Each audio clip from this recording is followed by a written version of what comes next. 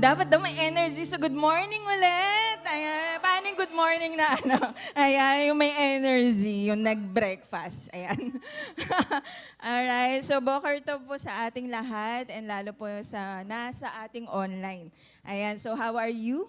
How are you mga kapatid? I pray that all is well with you and your family. Wow. Diba? So, this week is a bit challenging for us, diba? For most of us. So, kabilaan na challenges. Ano yung mga challenges natin? Gera dito, di ba? Yung mga war. And also, yung kabilaang missiles, di ba? Yung pag-attack. So, alam niyo po ba yun, mga kapatid? Ayan, tama. And even here sa bansa natin, if napapanood niyo yung news, anong meron ngayon? Di ba? Ang bababa ng gasolina. Ayan, hindi ko po alam sa mga may sasakyan, ayan, mataas na po ba yung gasolina? And also sa mga government employee, hindi ko po alam kung affected na po kayo doon sa compressed work hours, di ba? So Monday to Thursday, then Friday yung iba rest day nila. So meron bang affected dito noon? Ayan, ay, si Sister Ana, o tama, kasi po gobyerno, di ba? Ayan.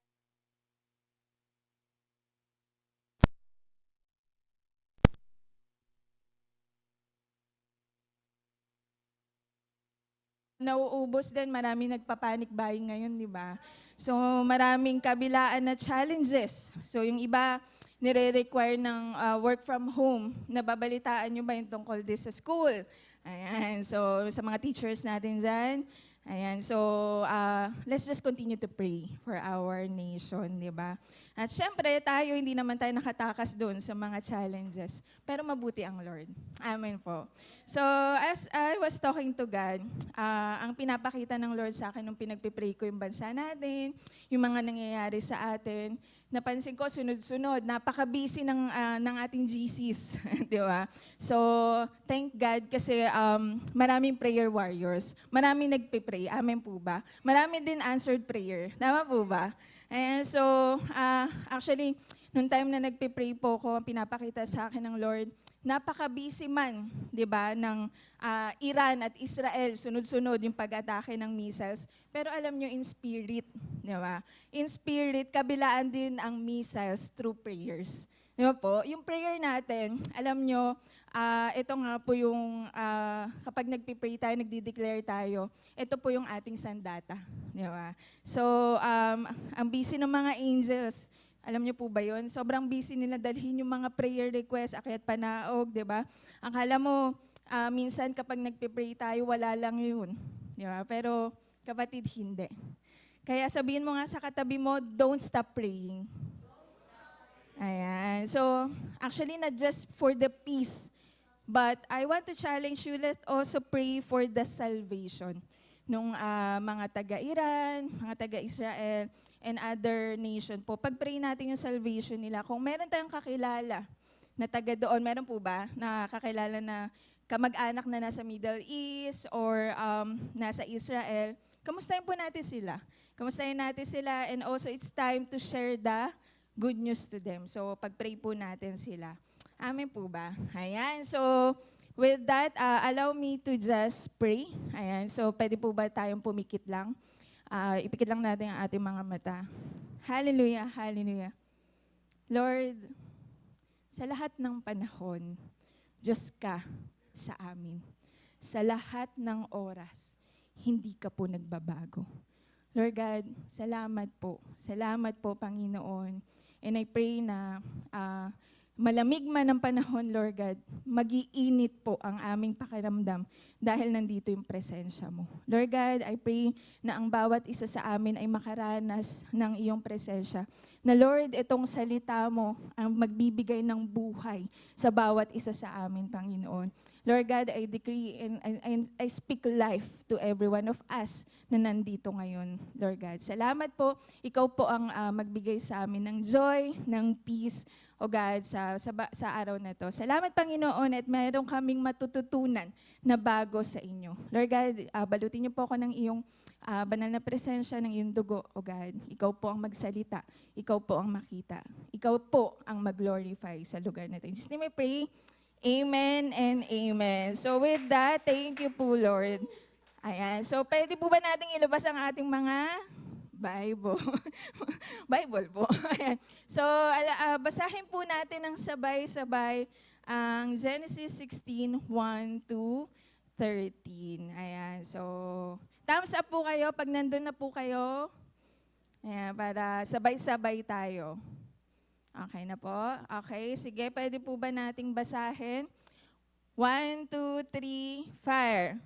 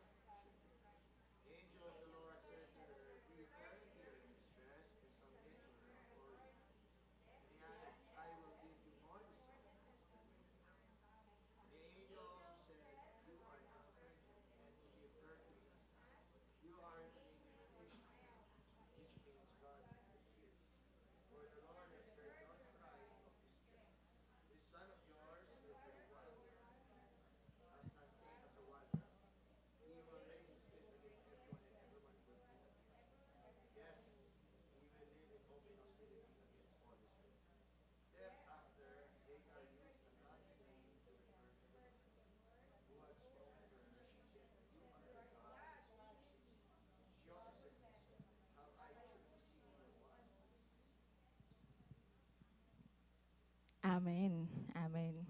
Yan po. So, sino pong familiar sa story na yan? Ayan. So, thank you po, Lord. Ayan. So, alam niyo po, may isa po akong tip na ibibigay sa inyo. Last year, nung nagde-devotion po ko, ang nilalagay ko po doon sa bandang dulo ng devotional notebook ko is ano yung characteristic ni God sa araw na yun, doon sa binasa ko. And this year, I've been in the series naman of the name of God. So this month, so ito po yung binigay din sa akin ng Lord, and allow me to share. Ito po, patungkol po dito sa verse 13. Ayan, so babasahin ko na lang po. When Hagar heard what the angel said, she said to herself, I have seen the God who sees me. So she called the Lord the God who sees me. So, sino po kaya makakahula? Ano po yung Hebrew name ng the God who sees me? Ayan, di ba? May quiz pala. Ano ba? Ano ba? Ay, ang galing. Ayan, so tama po kayo dyan. So, ang name po ang Hebrew name ng Lord through this is El Roi, the God who sees. Ayan, so let us look up and you will see that He is El Roi. Ayan, amen po. So, sabi nga dito, in Genesis 16 verse 13, the God who sees me. So, unlike many other names of God, makikita lang natin ang name na ito sa isang source sa Bible, which is binasa po natin. In Genesis 16. And doon lang po natin ito makikita sa story At sinabi ito through Hagar. Ayan po. So, in chapter 15, kung naalala niyo po yung Bible reading natin, so dito po nabigay yung promise or covenant to Abraham that he will become a father of many nations. And to his surprise, that he will have a son. Pero, ano na po ba siya? Ilang taon na po siya noon? He is 100 years old. Ayan. And also, in chapter 16, siguro yung, ayan nga po kung ikukwento ko na lang po ulit dahil ang tagal nila naghihintay, alam naman po ni Abraham na may promise sa kanya. Di ba? Nabasa natin yon doon sa chapter 15. Alam naman po nila na may promise sa kanya. Pero siguro, dahil ang tagal naghihintay and old age na rin po siguro, so naiinip sila. Kaya, ano pong ginawa nila? They decide to take an action on their own with the suggestion of his wife. So, akala nila, yun na yung sagot through Hagar. O, sabi niya doon, o sige, siping ka na lang doon sa aking maidservant. Tapos, since hindi naman tayo magkaanak, yun yung iniisip kasi nila, hindi naman tayo magkakaanak eh. Then, ano po nangyari? So, to cut the long story short, nagkaanak nga po sila.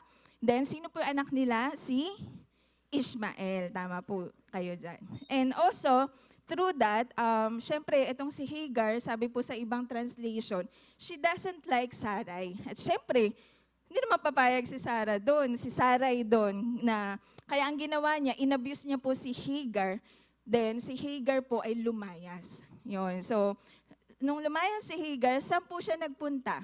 Nagpunta po, nakita na pala. Ayan, so, teka lang. Okay, hindi ko pala nalagay. Ayan, dito po pala, pumunta siya dito sa desierto. Ayan, so lumayas siya, pumunta siya dyan, hindi ko sure kung gaano kalayo yun, pero pumunta po siya sa desierto. Siyempre, ano po nangyari sa kanya? Nakita po siya nung anghel, or pinuntahan siya ng isang anghel.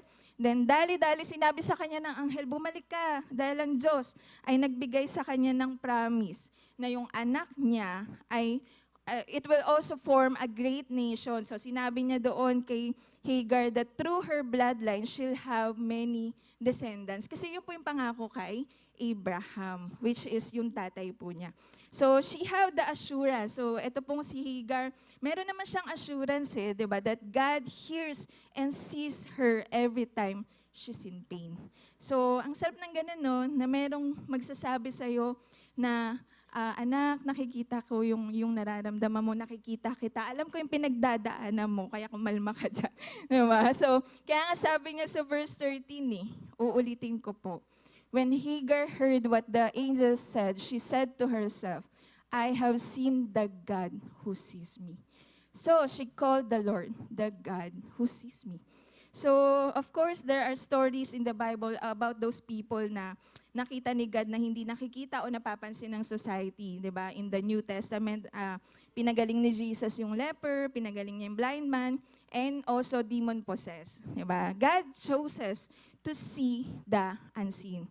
Kaya nga, I do believe that one of the heart of God and purpose ni Lord, alam niyo po nung ito po, nagme-meditate ako during my quiet time habang piniprepare ko tong word na to. Pinaalala sa akin ng Lord yung gospel tract. So, sabi ng Lord, yung gospel tract na yun, it is to manifest Him as the God who sees to those who felt invisible, to those unseen, to those rejected. Kaya nga po ang tanong dun ano pong sabi sa gospel tract? Kumusta ka? Kaya pa ba? So, I do believe talagang ako po naniniwala po ko yung po yung nagmamanifest sa Lord 'di ba? Kapag nag-share tayo at ginamit natin yung gospel tract na nung una hindi ko po alam kung meron na po sa atin, pero kami nung nag-share kami na merong ako nakikita na sobrang down niya, pero nung tinanong mo kung kamusta ka, kaya pa ba? Parang alam mo yung lumiliwanag yung mukha niya, na-enlighten siya na, okay lang naman ako. Syempre yun naman yung lagi nilang sagot. So syempre ikaw, tatanungin mo pa ng ibang para makapasok yung gospel, di ba? So I remember isang testimony from the local mission team. Is someone na binabalik-balikan natin sa isang stall dyan po sa Robmag, so hindi ko na po sasabihin. So, hindi ko po sure ko last month to, na napag-pray po natin to at na-sharean natin. And alam niyo po yung prayer request nung isang staff doon is that matagal na po silang hindi magkaanak. Then, alam niyo po nangyari, nung ilang buwan kami nagpipray sa kanya, then nung bumalik po ako last month, ang sabi po niya, ang binalita sa akin nung katrabaho niya, wala yung kasama niya na yun na pinagpipray namin kasi siya po ay buntis na. Di ba? Thank you po, Lord, for that. So, mabuti po ang Panginoon because He is the God who sees. Tama po. So, ayun, thank you po, Lord, talaga. So, there are moments when we don't see. Maaring minsan hindi natin nakikita yung purpose. Hindi natin nakikita yung daan o dahilan. Because sometimes, we don't need to see it on our own. Because He is the God who sees. He is El Roy. So, alam nyo, I know we are very familiar na napakaraming name ng Lord. Yung iba, nakikita natin sa banners, di ba po? So, pag sumasayaw yung dancer. And we know Him as Elohim, we know Him as Yahweh, Yeshua, Jehovah, etc. But what about El Roy?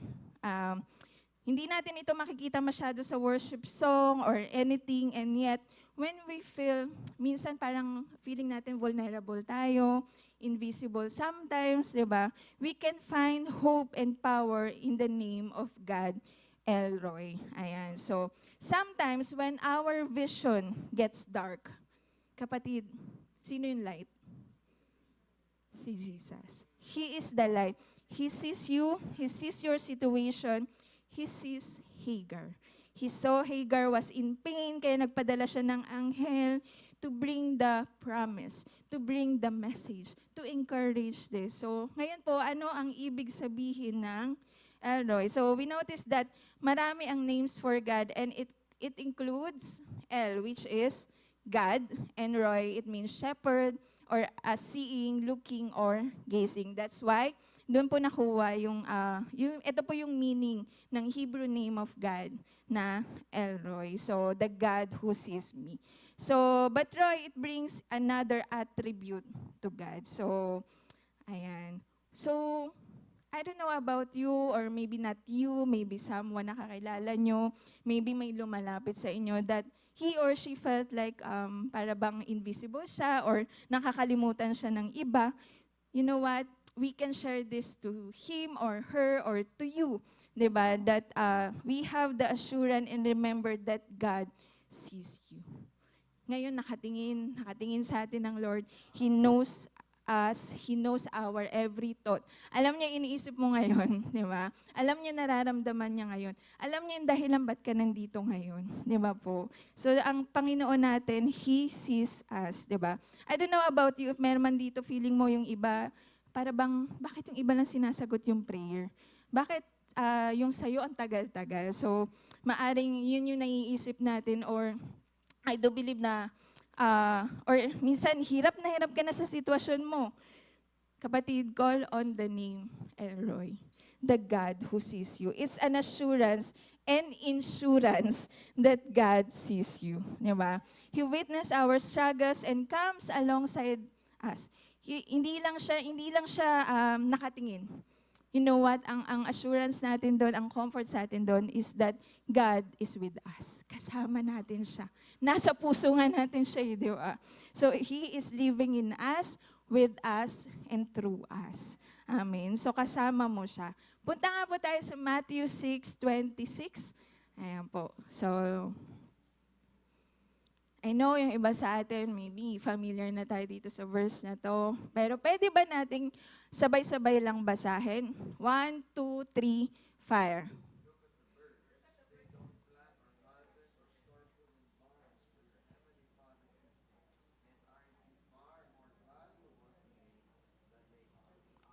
Amen. Amen.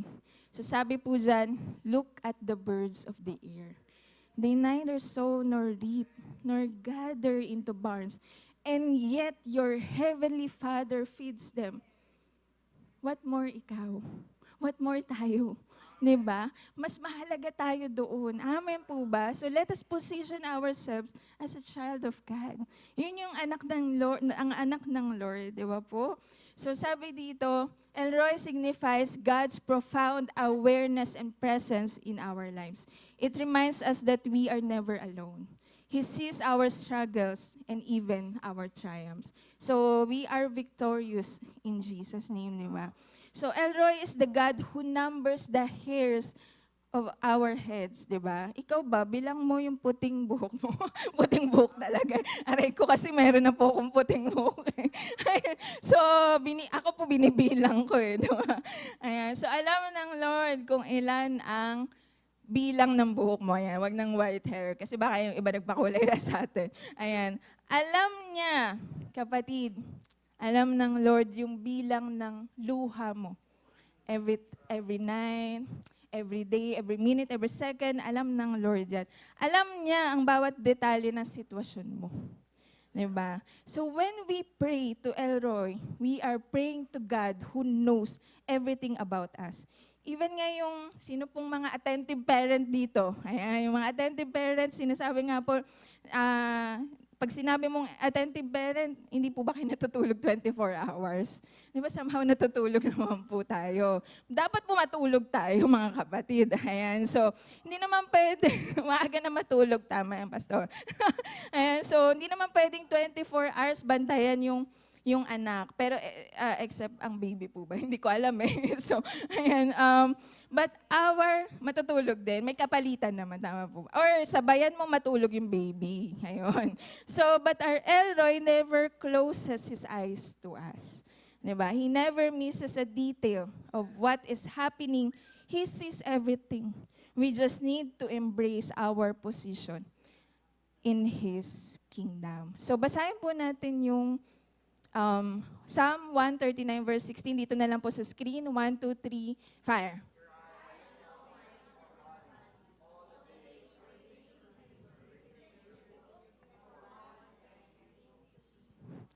Amen. Amen. King David knew God as Elroy as well, according to this verse. Nauunawaan niya how all-seeing God is. Sabi dyan, no, hindi lang kung ano, so my unformed body, but kung ano ang mangyayari. All the days ordained for me were written in your book. In other translation, in easy version, sabi dito, your eyes watched me before I was born. Before I had seen the light of day, you decided how many days I would live. You wrote it down in your book. Amen. Amen. Alam ng Lord hanggang kailan ka mabubuhay sa mundo. Nakasulat yan doon sa libro niya. Diba? Imagine mo yun, napaka-amazing ng Lord. Dami po ba? He formed us in His mind's eye. His eyes watch us before we were born. So, diba, bago ka palang pinanganak, alam na ng Lord yan. Diba? Imagine how He will form and fashion every detail. Yung itsura natin ngayon, yung katawan natin ngayon, kung gaano kadetalye yan, ginawa ng Panginoon. And napaka-amazing niya. Amen po ba? So, hindi lang niya tayo nakikita. Alam niya, ilang araw lang tayo sa mundong ito.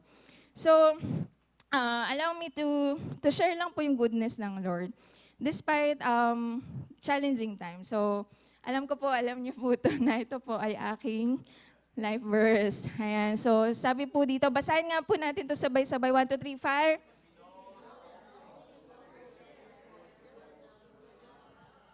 To those who are called according to His purpose. Amen. Question, kapatid, do you love God? Do you know your purpose? Do you know your calling? Amen. Oh, amen na pastor.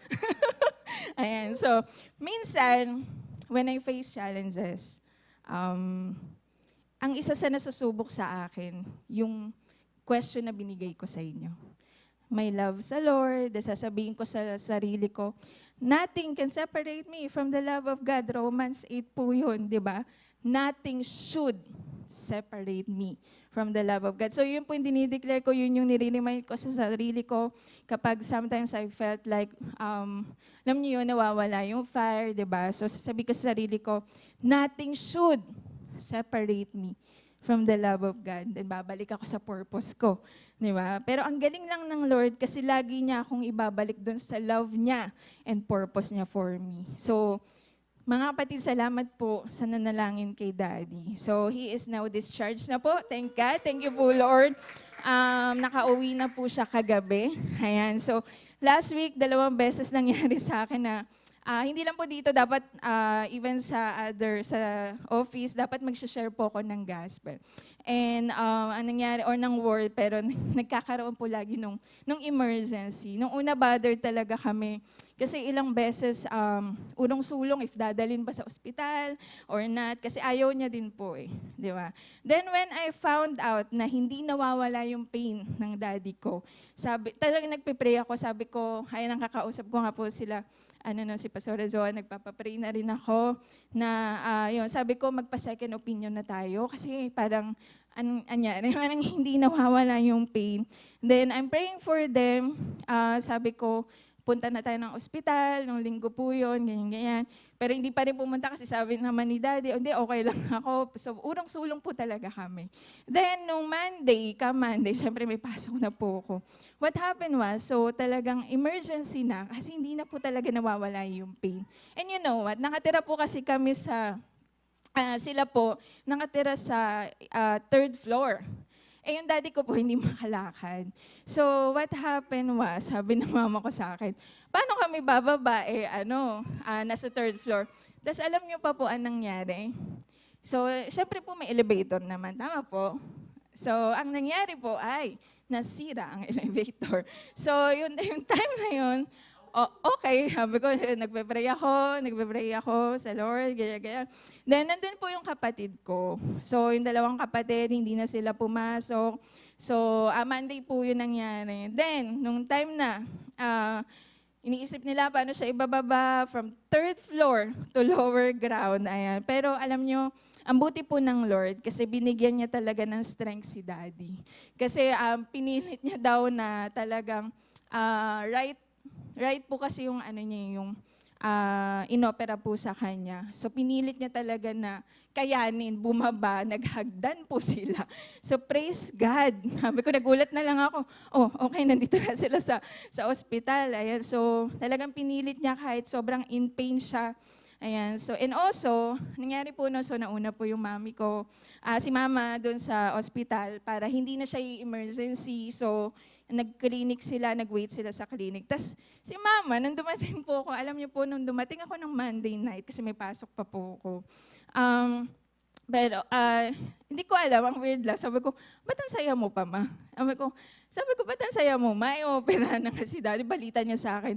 Operahan yung daddy mo, ako naman nag-aalala na, puta na, lilipad ba ako? Kasi ang layo po ng office ko sa Farview. Ayan. Di ba? So sabi ko, ano bang gagawin ko? Ganyan. Pero si mama, pagdating ko talaga po doon, nakangiti ba siya? Ayan. Alam mo po kung bakit. Sabi niya sa akin, ang saya-saya niya. Tapos sabi ko, bakit ang saya mo? Kasi nga, nauna po siya. So syempre may pila sa klinik, alam niyo po yan. Alam niyo rin po kung gano'ng karami ang mga tao sa klinik. Di ba po? So anong nangyari nun? So umakyat siya, may ibang doktor po talaga na ipagpapacheck up nila. Then, so naghihintay siya, bla bla, ganyan. Tapos si mama, observant yan eh. So nakatingin siya sa mga pinto. So may nakita po siya doong pangalan ng doktor. So sabi niya, parang ang dami niya, parang magaling siya kasi ang daming specialty. Hindi ko alam yung tawag doon. Ayan, and also, so tinitingnan niya lang yung pangalan. So naghihintay lang siya, nakaganon lang siya. Tapos alam niyo po ba nangyari sa kanya? Meron po siyang nakatabi. Kinausap po siya. Tapos, nakapagkwentuhan lang si mama sa kanya. Yung pala, yung doktor na tinitingnan niya po, yun po yun. Tapos, sakto po, nung nag-uusap sila, dahil tawag dito, sakto rin po yung dating nung tatay ko, tsaka nung kapatid ko. So in short, to cut the long story short, siya na po agad, yung pasyente. And dali-dali, tawag dito, in-schedule na po. Why? Kasi delikado na po yung kaso ni Daddy. So, it is infection. So, Alam naman po natin yon kapag infection, parang mas ma-worse pa po siya sa cancer. Tama po ba? So, ayun. Pero sobrang na-weirdohan lang ako sa nanay ko. Sabi ko, wow, ang saya mo pa.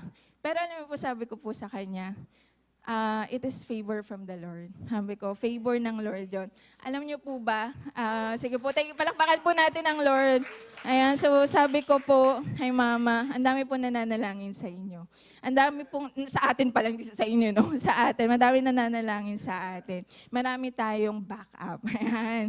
So, yun po, thank you po Lord, thank you po sa inyo. And praise God. And also, kaya ano na po siya, na-schedule na po agad. Then alam niyo po, dali-dali, nung time na nagpe-pray ako, hindi ko alam ano yung pinapaano sa akin ng Lord. Sabi niya, flash out, flash out. Yung po pala, kailangan ma-flash out yung infection. Yung po pala yung ibig sabihin ng prayer nung time na pinagpe-pray ko po si Daddy. Then, alam niyo po, through that, sobrang thank you po, Lord, kasi yung measles, it brings distraction, di ba? Ito po yung pantira sa mga kalaban. So, same with prayer. Ito rin po yung pantira sa mga ginagawa ng kaaway sa buhay natin. Amen po ba? Ayan, so, sabi man ng doktor noon, syempre, after nung surgery niya, di ko po alam, sabi niyang ganun. Dami niya po sinasabi na negative. Pero I cut it agad, kinakancel ko po yun.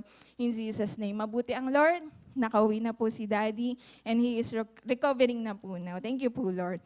Ayan, so with that, kapatid, how can we not trust such a God? Di ba po? How can we doubt Him if we know this now, that He is the God who sees? Di ba? I know, kapatid, na nagtitiwala ka sa Lord. Yes. Pero, minsan, the enemy will still kill and destroy. Tama? Your faith. It will bring you doubt na lang, mag-worry ka. And you know what? It will destroy the truth in you. Kaya today, God is reminding us and awakening us through His Word. So, anong sandata mo? Sword. The sword of the Spirit.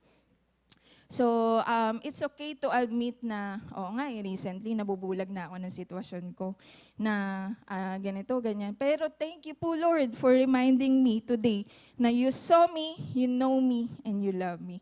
That is our God. He is alive. Amen po ba? So kapatid, position yourself, take up your cross, and follow Him. So, gaano kadami ang ini-spend mo na oras at energy seeking to be seen and known to someone where in fact, we already have this. Alam mo po yun, hindi mo na kailangan maghanap pa ng iba, hindi mo na kailangan lumapit pa sa iba. Lumapit ka muna sa Diyos. Di ba? The God who sees, the God who is powerful, the God who is almighty. Amen po ba? So, alam niyo po, actually, bago siya ma-discharge kahapon, syempre, nagwo-worry rin po yung family ko sa bills ni Daddy. Sabi ko sa mama ko, another name of God na sinabi ko sa kanya, that He is our Jehovah Jireh. Tama po. Na Lord ang magpo-provide. And while waiting, tagal-tagal po namin kahapon sa ospital, thank you po Lord. Thank you po Lord talaga. May mga taong ginamit si Lord na tumulong po. Alam niyo po ba that we're expecting na 6 digits po yung bill namin. And thank you po Lord, 5 digits siya. Naging 5 digits na lang po siya. Kasi grace ng Lord. What is 5? Grace ng Lord. So naniniwala kami na may grace po ang Lord. Palakpakan po natin ang Lord. Hallelujah. Hallelujah. So, I just want to encourage us na mabuti po ang Panginoon. Na hindi lang puro negative, hindi puro ang nakikita natin. May ginagawa ang Lord. Amen po ba? When we trust Christ and our eyes are open in faith, for the first time we clearly see God. Like Hagar, we cry, I have now seen the one who sees me. Pwede ba tayong pumikit? Sabihin lang natin yon. Natandaan niyo ba yun? I have now seen the one who sees me. Sige po, pikit po tayo. 1, 2, 3, 4. I have now seen the one who sees me.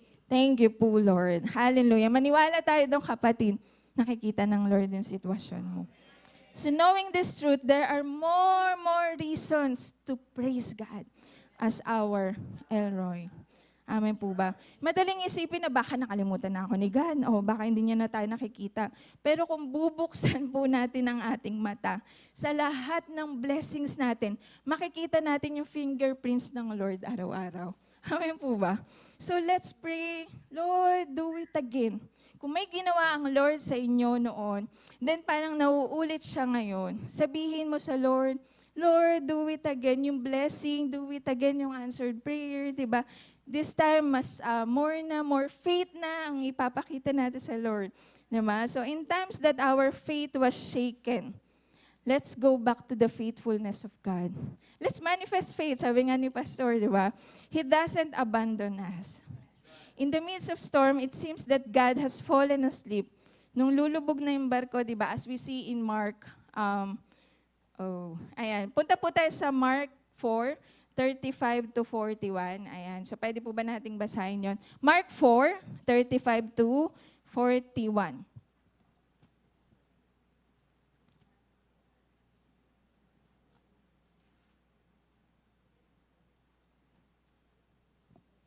Ayan. Nandun na po ba tayo? 1, 2, 3, fire.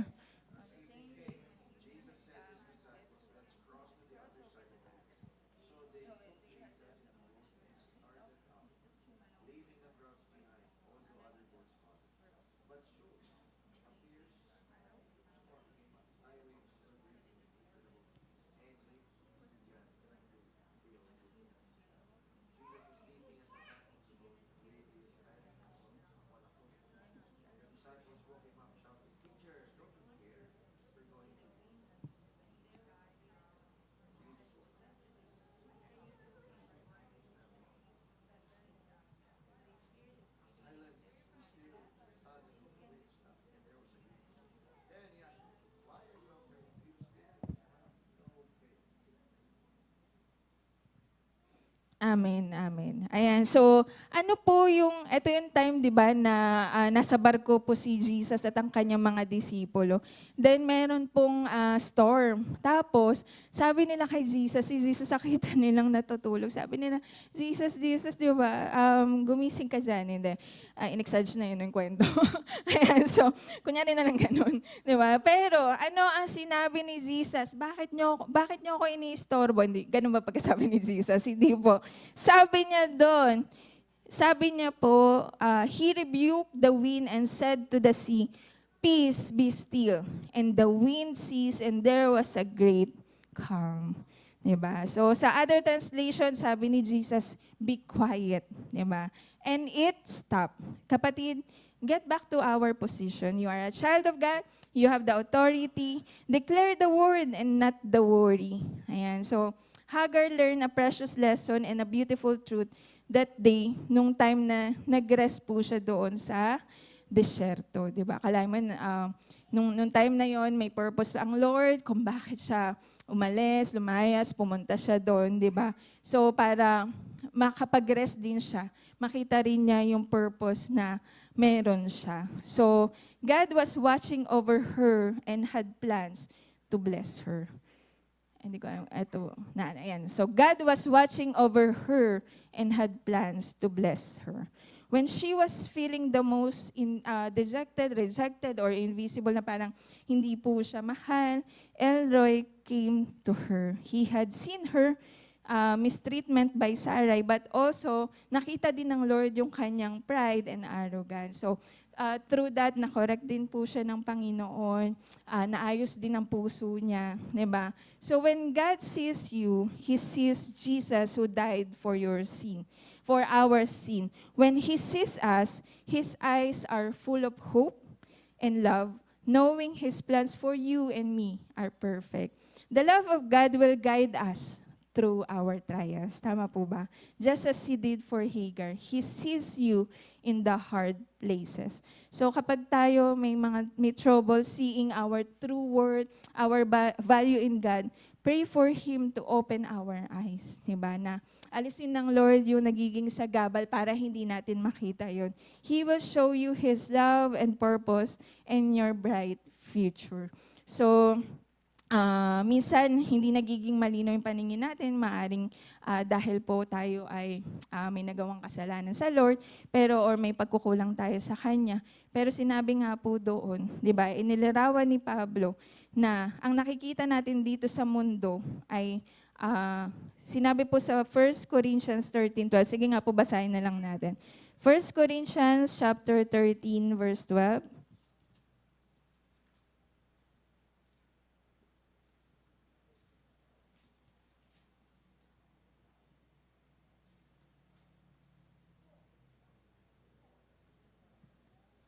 Ayan, nandun. Sige po, pabasa po, 1, 2, 3, fire.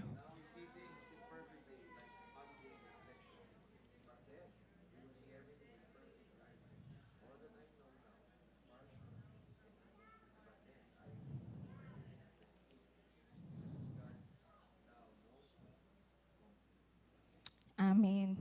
For now we see in a mirror dimly. So maaring malabo. But then face to face, now I know in part, but then I shall know just as I also am known. Ang ganda po ng sinabi sa 1 Corinthians 13:13. And now abide faith, hope, love. These three, but the greatest of this is love. Amen. So, minsan may mga times, so gaya po nung naging sitwasyon ng aking daddy, na minsan nagtitiis tayo sa pain, di ba? Pero alam niyo po, ang gusto ng Lord na maalis tayo doon sa wilderness at pain na yun. That's how He is to Hagar, who felt unseen, unloved, and rejected. So trusting God, it means not putting God in the box na, oo, nagtitiwala ako sa Diyos, pero we try to do things on our own, di ba? Oo, He is our Jehovah Jireh. Kanino kaya ako manghihiram mamaya? Kanino kaya ako pupunta, di ba? So, let us not be like that. So, let us trust the Lord that He will provide, that He sees our situation, di ba? So, let's just pray that, God, I don't know how you will do it, but I know you will. Sometimes, we need to say, quiet. We need to say, be quiet mind. Diba? Lalo na kung, I don't know, kung meron sa atin na punong-puno tayo ng worry or meron tayong mga iniisip na mabibigat, na problema, try to declare to that na be quiet. Diba? Be quiet worry, be quiet doubt. Because I trust God, I'm choosing to trust my Creator. So, ayan, amen. So, matatapos na po ata ako. Ayan, so, di ba sa kids ministry, sinasabi po ng mga teacher, ano po sinasabi nyo sa mga bata pag maiingay po sila? Ayan, tama po. Sinasabi to ni Pastor eyes on me. So now, God is saying to us,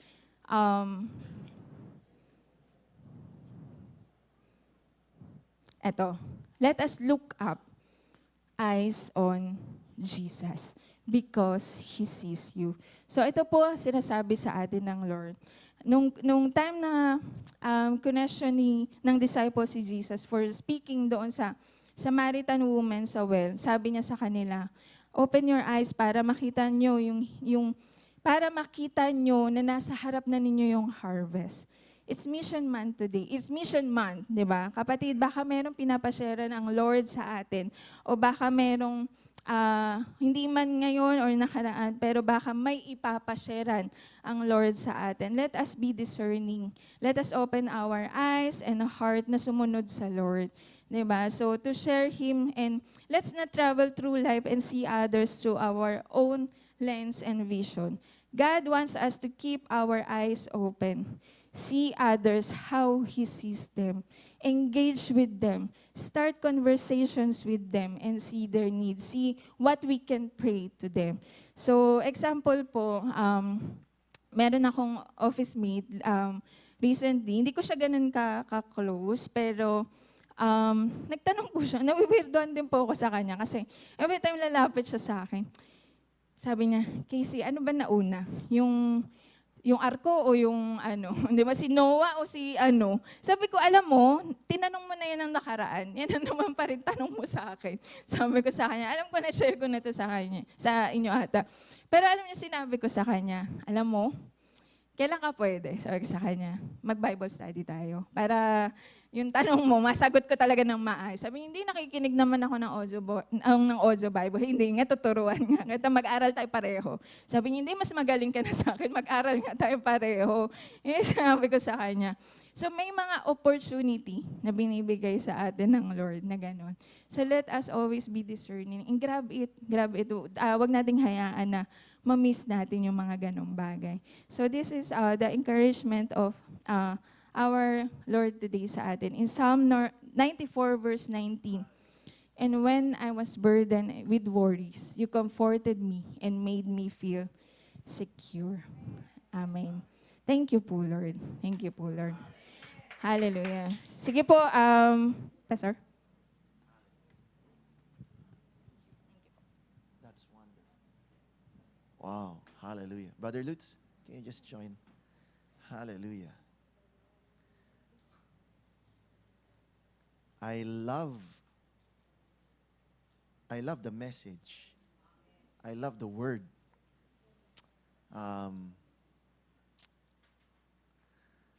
At alam ko, marami po sa atin are going through challenging times. Ano po, ngayong the first quarter of the year rather.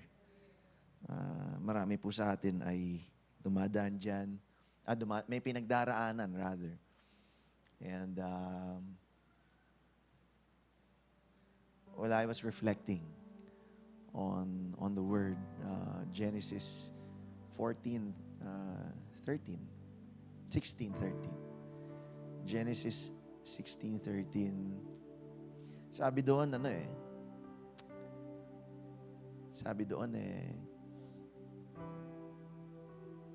I have now seen the Lord.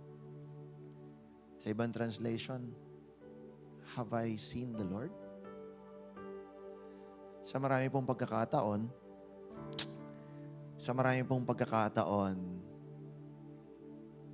gumagamit po talaga ang Panginoon ng pagsubok, hindi para pahirapan tayo o mahirapan tayo, pero yung pagsubok po na yun is para makita natin siya. Agree with me? God uses these challenges nang sa ganon, yung pagkakatuon natin o pagkakatungo natin dun sa problema. Pag may problema, nakatungo tayo eh. Parang ano bang gagawin ko rito? Ano bang gagawin? Nakatungo, no? Sa maraming pagkakataon, ang gusto ng Lord is just to look up. To look up and allow for us to see Him. Ano ba yung nais niya, anong kalooban niya? Lord, kapatid, hindi tayo papahamak ng Lord. Sabihin mo lang sa sarili mo, hindi ako ipapahamak ng Diyos.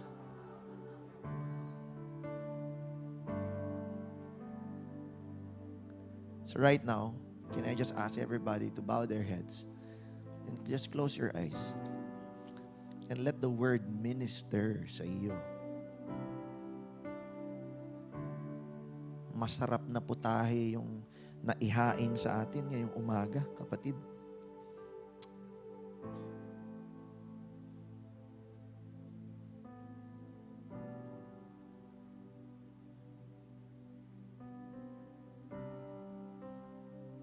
So I'll ask you this, habang ikaw ay nakapikit, habang nakatungo ang iyong ulo. I'm gonna ask you this. Meron po ba rito, you are burdened for whatever reason or circumstance? Meron kang binubuhat na problema. Nakangiti ka sa labas, pero sa loob, alam mo, you still don't know what to do. Iniisip mo, nagpe-pray ka naman, parang ang tagal dumating ng sagot. Iniisip mo, tinatry mo naman, lumalapit ka naman sa Diyos, pero parang walang nangyari. Habang ikaw ay nakapikit, I'm gonna ask you to stand. Kuhanin mo yung lakas mo na tumayo. Kung ikaw ay heavily burdened, I would ask you to stand habang nakapikit po yung lahat.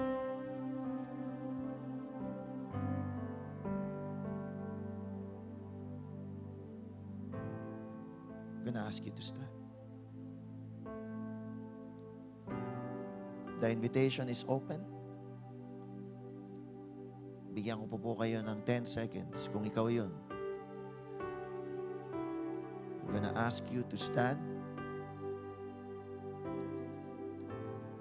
Muster your courage. In 5, 4, 3, 2, 1. Habang nakapikit po ang lahat.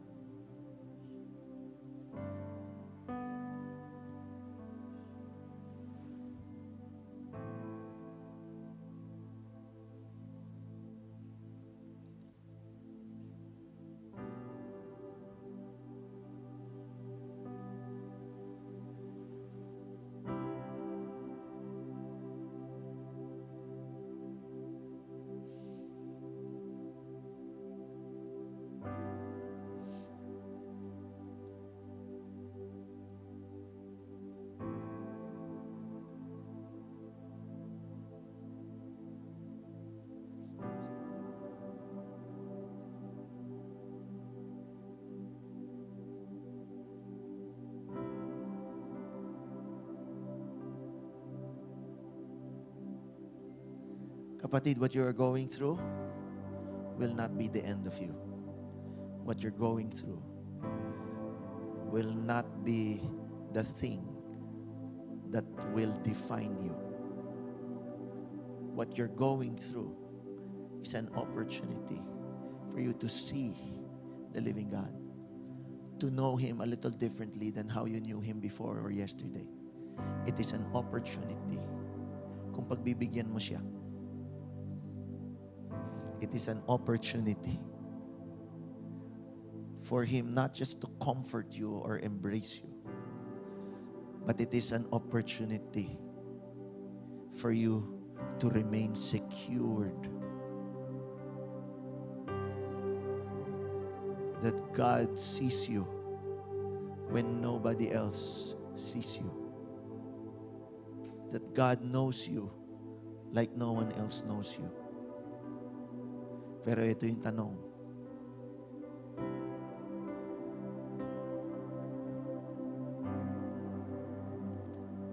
In your current situation, do you see God?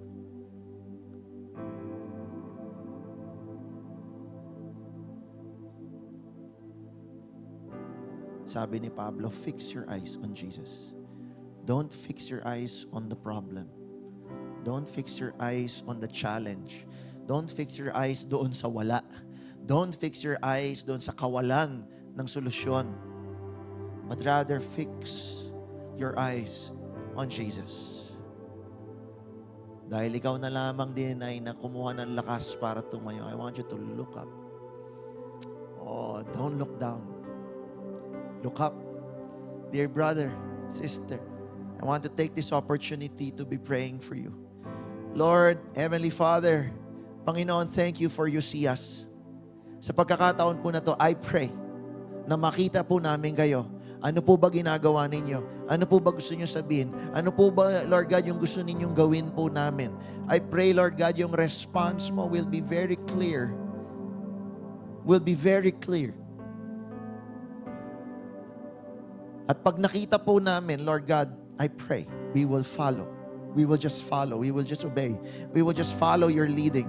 Hindi man namin makita yung ending pa kung ano itsura. But Lord, we will grab onto our faith and walk and step into it, Panginoon. Knowing and believing yung direksyon na pinapapunta mo sa amin ay yung direksyon, Panginoon, that will give us hope and a very bright future. That will prosper us. It will not harm us. Lord, it will lead us to green pastures. It will lead us, Panginoon, to that very table where there is a banquet. Panginoon, it will lead us, Lord God, to a deeper relationship sa inyo. Lord, let there be no delay. Kagaya ng anghel, naniniwala ako, yung anghel po, O Diyos, ay hindi nataon na nandun para makita si Hagar. Yung anghel was there because you placed him there. At ang tinanong ng anghel, kapatid, ikaw na nakatayo, ito tanong sa iyo ng Lord, saan ka ba galing?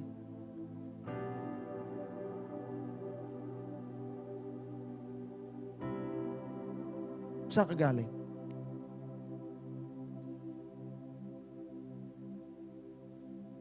At ito yung mas matinding tanong. Saan ka ba papunta?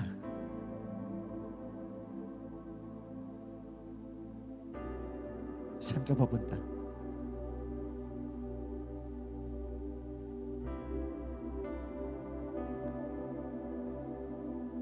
Hindi niya na pinasagot si Hagar.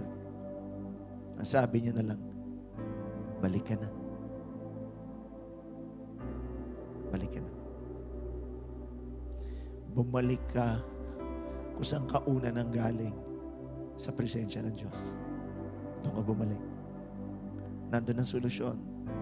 Nandun yung pagpapala. Nandun yung provision. Nandun yung koneksyon. Nandoon yung hinahanap mo na hindi mo makita ng nakatungo. Naroon yung hinahanap mo kasi nakita mo ang Lord. Father, I just thank you, Lord God, kasi alam ko nangungusap ka. You're speaking to someone here today. You're speaking. Continue to speak, Holy Spirit. At sandayarakan kare. Rokondo kororobo sonia. Oh, hallelujah. Sikiriyarahanda kararabashakane. Oh, hallelujah. Open the eyes of our heart, Lord, so we may see you. Oh, hallelujah. Oro yoro hono koro yoro son kiriyarahanda kararabashane. Oro yoro bohondo koro robo son.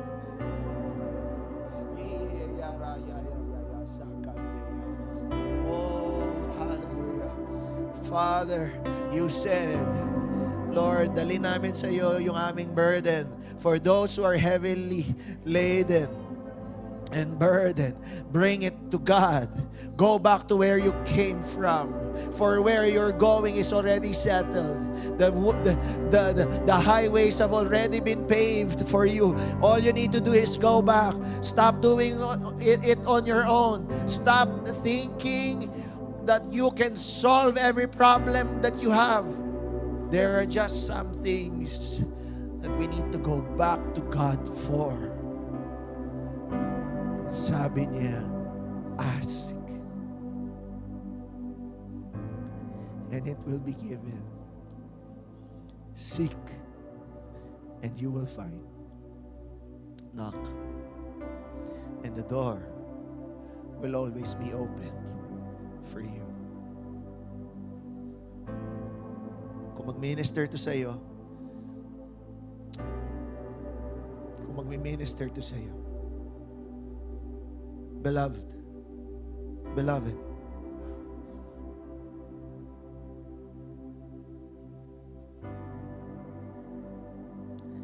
I know your future. I have the solution. Come to me, and I will give you rest.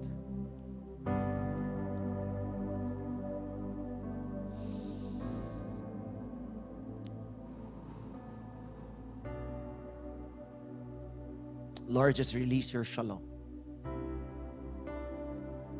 Dun sa pagod, release your shalom. Dun sa naghahanap, release. Release the peace of Jesus, that holistic peace na walang kulang, buong buo. Let it be released, Lord God. Let that rest be felt in the spirit first, and then sa physical. Oh, hallelujah. Thank you, Lord.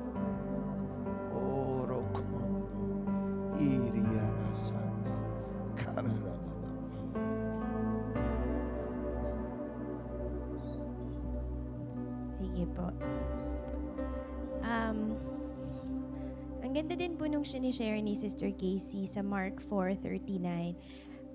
During worship, naniniwala ako, dumating na si Lord as a king. The king is here. And while worshiping kanina, sabi ko, Lord, ayun, the king is here, the king is here. At pag nandito yung hari, lahat ng available sa kingdom, magiging available sa atin. But nagustuhan ko to sa Mark 4:39. Allow me to read it in AMPC. Naniniwala ako, may kailangan tayong maging response. Dalawang response. Allow me to read the verse first. Sabi sa Mark 4:39 AMPC, and he, si Jesus, arose and rebuked the wind and said to the sea, hush now, be still or muzzled. And the wind ceased, sank to rest as if exhausted by its beating. And there was immediately a great calm, a perfect peacefulness. Naniniwala ko may kailangan tayong gawin ngayong umagang ito. May kailangan tayong i-rebuke. I was telling that, yung tindi nung pinagdadaanan namin, there was a time na I just had to be still. I was telling myself, parang, sandali lang. I think we need to do that today. Kailangan natin may kailangan tayong i-rebuke. Sabihin mo sa soul mo, be still. Hush now. Nang may paninindigan, nang may, alam mo na may paniniwala, tell yourself, hush now. Be still. Ganun ang ginawa ni Jesus dun sa wind na hindi kalmado. Ang ganda nung sabi dito, and it sank to rest as if exhausted by its beating. Meron tinuturo ang Lord sa akin ngayon, not ngayon, but in this season, yung position of receiving. Kasi merong binibigay ang Lord. Ang ganda na sinabi ni Pastor. Yung shalom. Sabi dito, and there was immediately a great calm, a perfect peacefulness. Deklarahan mo yan. Great calm, perfect peacefulness. Kung meron ka pang doubt, rebuke mo. Hush now. Be still. My mind, my heart, my soul, my body, and receive the perfect peacefulness. Receive it. Receive it. Hingi ka ng wisdom sa Lord. Lord, ano ba tong position of receiving na ito? And receive what He is pouring out. Receive it. Receive it. God's shalom, God's peace, perfect peace, great calm. Hallelujah.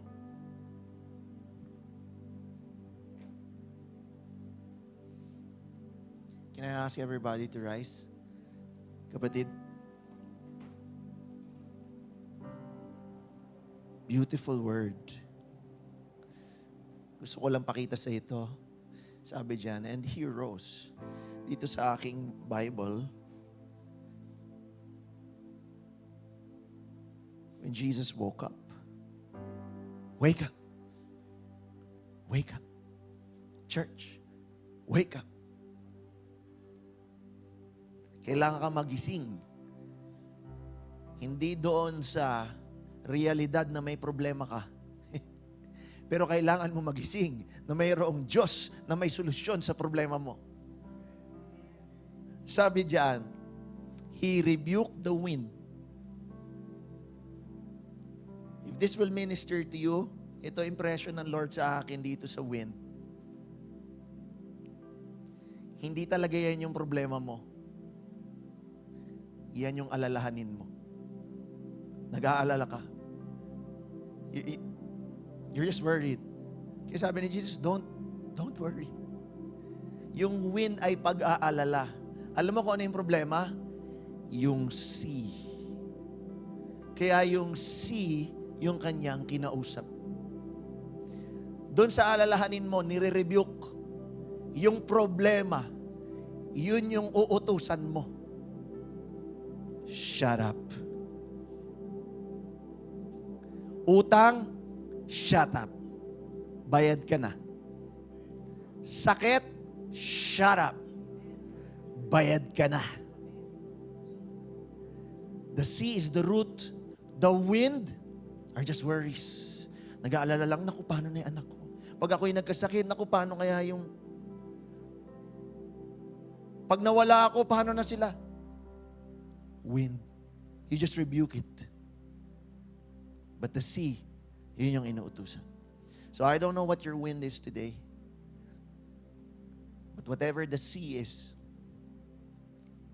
yun yung kakausapin mo. So naniniwala ako, lahat tayo, merong wind. Yun yung, paano kaya ito? Pero meron talagang problema. Yun yung kausapin mo ngayon. Lahat tayo may problema. Lahat tayo may pagsubok. Lahat. Walang exempted. So sasabihin mo, peace. Be still. Problem. Be still. Shalom.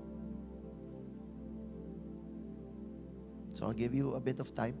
Kung ano man yung problema mo. You just tell the wind, I rebuke you. Stop in Jesus' name. Calm the soul. Calm the emotions. Pagkatapos niyan, kung tapos mo ng rebuke, yung emosyon, yung soul, yung wind, it's time to talk to the problem. Sasabihin mo lang dyan sa problema mo,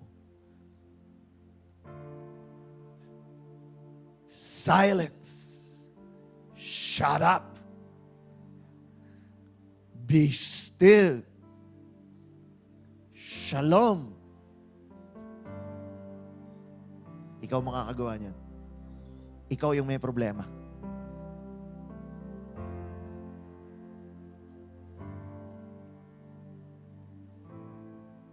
And for those who have faith and trust God, ito yung susunod na linya. And the wind ceased. Tumigil yung worry. Because the solution to the problem has come. Church, ang ganda ng mensahe sa atin ng Lord.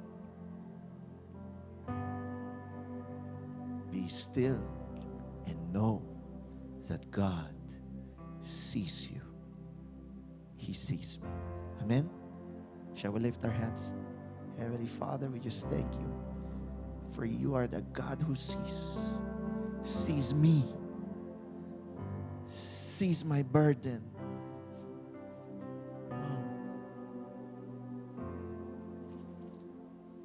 But Lord, you don't only see, but rather you also have the solution. At naniniwala ako, Panginoon, yung solusyon ay hindi mo palang naisip o iniisip. But the solution had already been there. Has already been there since the beginning. I pray, oh God, that we will just see you in the mighty name of Jesus. We rebuke the wind and we say to the sea, silence, be still. Shalom.